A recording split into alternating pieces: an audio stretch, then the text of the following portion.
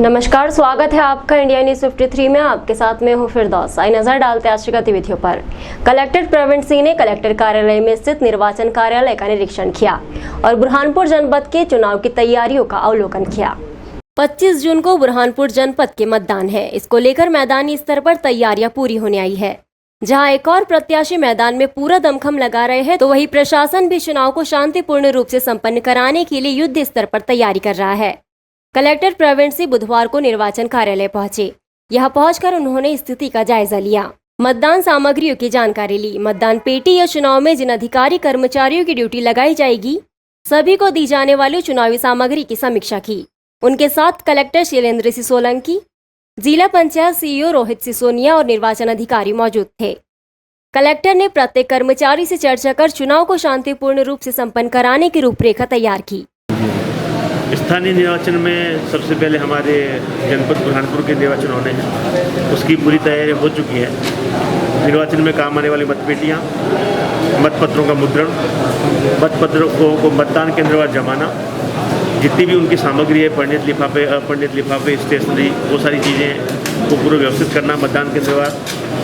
बरसात का मौसम है तो हर एक जो सामग्री है उसको प्लास्टिक के बैग्स में सुरक्षित रखना ताकि सामग्री भीग ना जाए। और जो इनका वितरण है वो वितरण भी हम लोग मंडी परिसर से करा रहे हैं, जहाँ पर हमने कवर्ड कैंपस को चूज किया है। तो कुल मिलाकर जिला प्रशासन की पूरी तैयारियाँ हैं प्रथम चरण का जो बुरहानपुर जनपद का चुनाव होना है उसके लिए।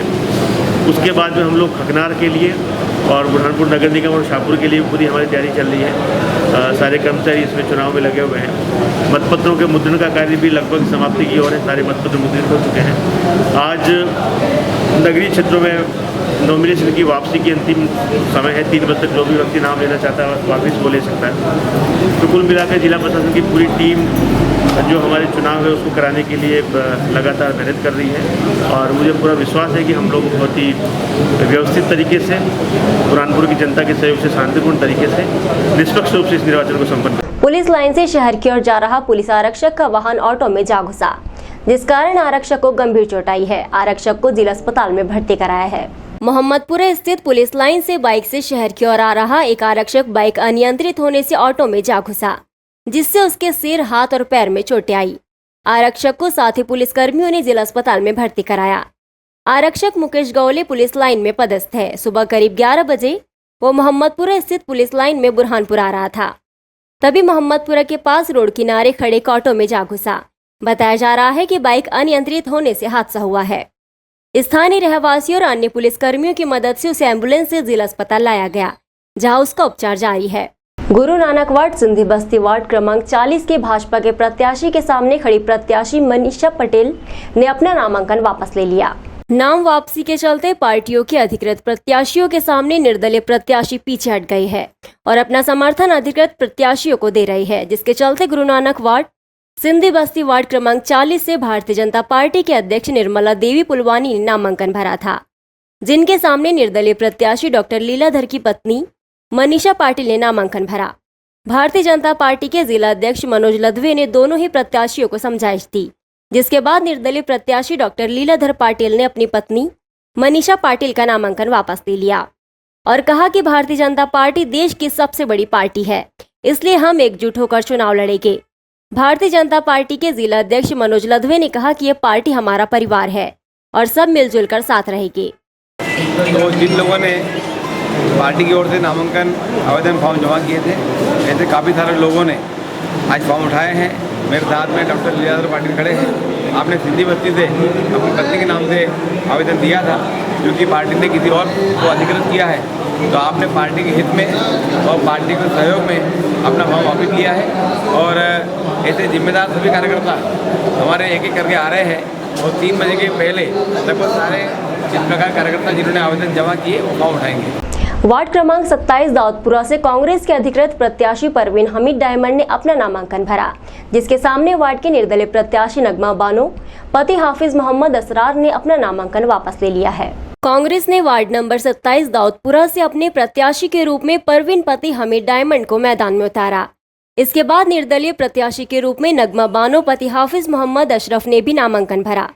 नगमा ने पहले कांग्रेस के प्रत्याशी के लिए आवेदन किया था, लेकिन टिकट नहीं मिलने के कारण वो निर्दलीय कर दिए गए, जिसके बाद कांग्रेस के जिला अध्यक्ष अजय रघुवंशी, युवा कांग्रेस जिला अध्यक्ष ओबेदुल्ला की समझाइश के बाद असरार ने अपनी पत्नी नगमा का निर्दलीय फॉर्म वापस ले लिया और कांग्रेस को समर्थन कर दिया, जिसके बाद सभी ने एक दूसरे को पुष्पमाला पहनाकर स्वागत सम्मान किया और मिठाई खिलाई।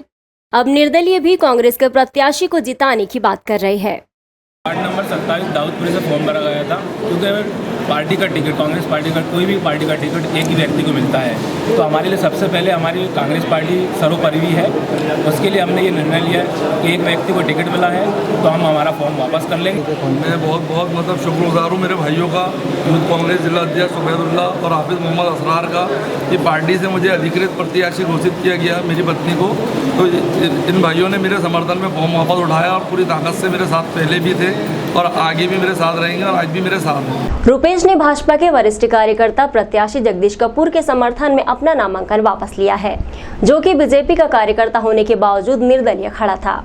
नाम वापसी के आखिरी दिन भाजपा के एक प्रत्याशी के समर्थन में एबीवीपी के कार्यकर्ता ने गांधीगिरी दिखाई।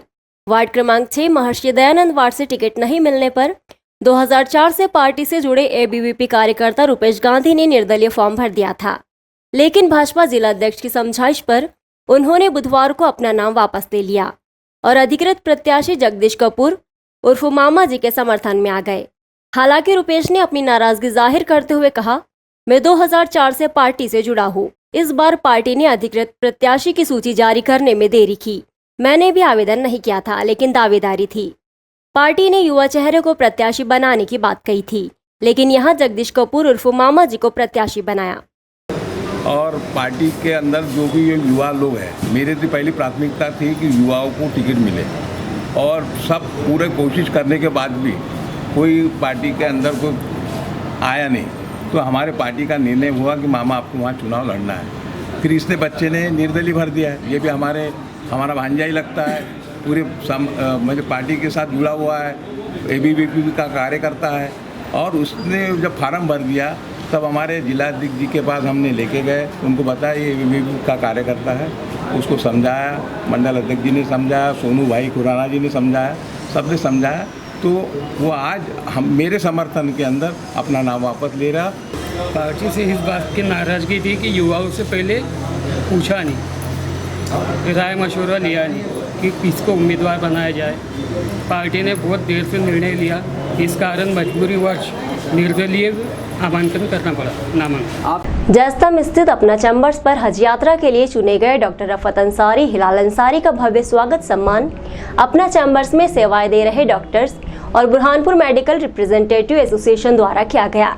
इस अवसर पर बुरहानपुर हज प्रभारी एडवोकेट फरीद खान साहब और मतीन अजमल विशेष रूप से उपस्थित थे। कार्यक्रम में doctor IL Mundra, doctor Ramesh Somani, doctor madam Ashwini, जिला केमिस्ट एंड ड्रगिस्ट एसोसिएशन के अध्यक्ष और पदाधिकारी, अपना कमर्शियल क्रेडिट कोऑपरेटिव सोसाइटी के समस्त डायरेक्टर और शहर के गणमान्य नागरिकों ने डॉक्टर रफत अंसारी जी का भव्य स्वागत सम्मान किया। हज कमेटी प्रभारी ने अपना चैम्बर्स के संचालक नीरज कक्कड़ द्वारा किए गए प्रयास की बहुत बहुत प्रशंसा की।